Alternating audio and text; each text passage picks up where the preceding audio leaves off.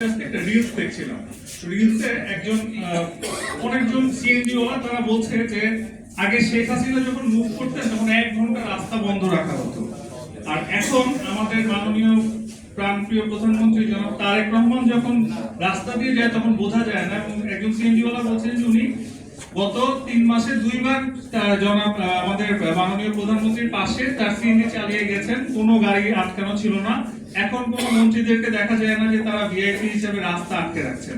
জুলাইয়ের অর্জন কি? জুলাইয়ের অর্জন জনগণকে একটা সঠিক গণতন্ত্রের পথে নিয়ে গেছে এবং সেই প্রধানমন্ত্রী দিয়েছে যিনি মানুষের দুঃখ কষ্ট বুঝতে পারেন। এবং এই যে এই জুলাইয়ের কারিগর কারা ছিল?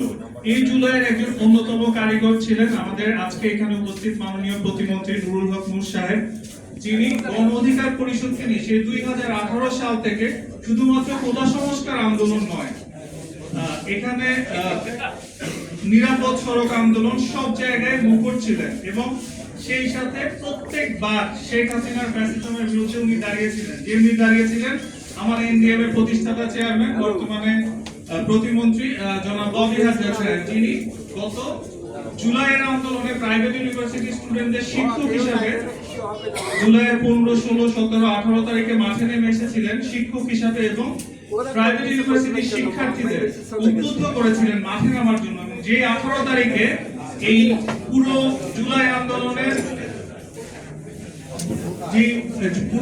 আন্দোলনের দিক